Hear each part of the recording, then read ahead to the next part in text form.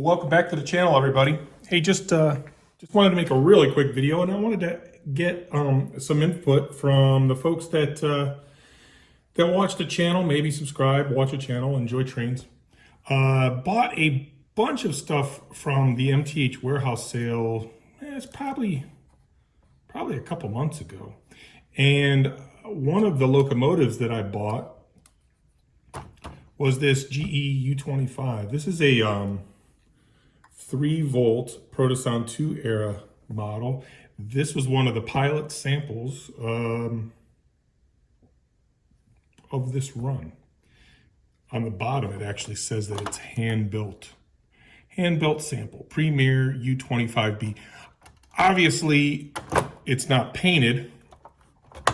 It does have the headlight on the nose, which would have been consistent, I believe, with I think Louisville and Nashville had that configuration. Southern Pacific also had headlights on the nose, but they also had the big red headlight, the big red marker light that they used. That would have been cab mounted. I don't model Louisville and Nashville, so this one won't get painted into that configuration. But I do have some ideas on which way I want to go on this, and I just kind of wanted to see. I'm leaning a certain way on this, and I've talked to Randy about what he would do if he was in my shoes, and he gave me his opinion. But just thought I'd ask you guys what you thought. I'm going to be putting this into service as a Conrail unit. So there's a couple different ways I can go with this. Obviously, I need a couple parts. It's missing the side frames, so I'll have to order a set of side frames. I do already have a set of Conrail decals, so I can either go with a repainted version of this. Conrail did roster U25Bs. They inherited their U25Bs from Penn Central, and I believe they also had, they may have had Lehigh Valley and Reading U25Bs as well, if I'm not mistaken. But I would be looking, and also Erie Lackawanna. So a couple of different ways I can go. I could paint this into Conrail blue and go with full Conrail, the old can opener livery. None of these would have had the Conrail quality livery. You know, Conrail pretty much had an open taxpayer checkbook. So one of the things that allowed Conrail to be so successful so quickly was they turned over their roster, and you know, by the mid 80s we're pretty much running brand new road power, and relegated some of the older stuff to switching and yard duties, and they pretty much dumped anything Alco, all the older GE stuff. It just got sold off or scrapped. So these didn't last real long on Conrail, but I do want to put this in a Conrail livery. So I can either go Conrail blue can opener logo, regular Conrail unit. This one looks like it used to have window sunshades, but they've been broken off.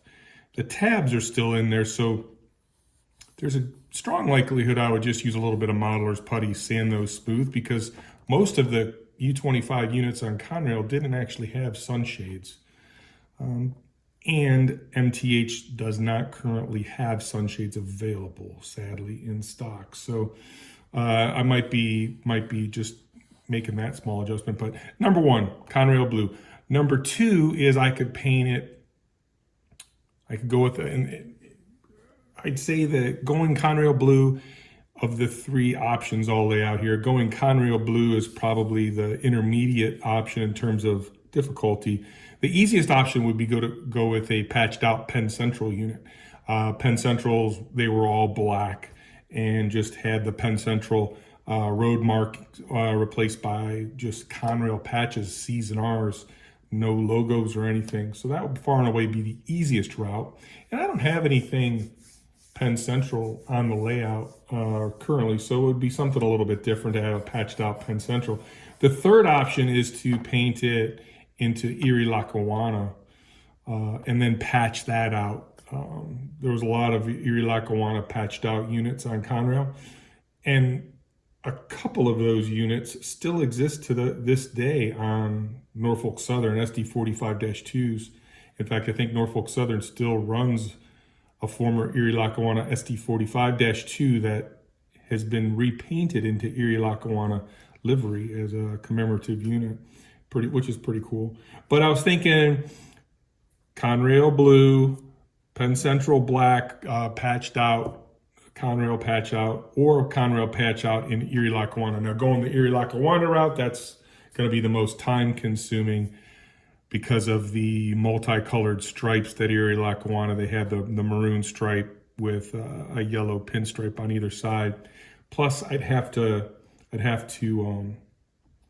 get some Erie Lackawanna decals, not for the logos, but for like the radio emblems, the radio equipped emblems and stuff like that they had on there. So that would be the most challenging of the three options. But going to start working on this one. Just curious what you guys would do. Please drop it in the comments and let me know, and I'll look at whatever comments are on there, and who knows, maybe that'll sway my final decision on which direction I take. And I got to break this thing down, make a couple minor repairs.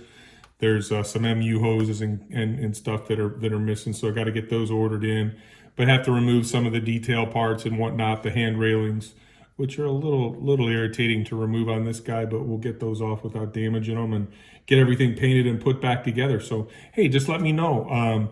Conrail blue, Conrail patch out in black, which would have been a Penn Central unit, or Conrail patch out in the gray and maroon Erie Lackawanna.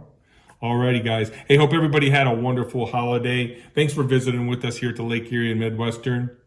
Happy railroading, everybody. Take care.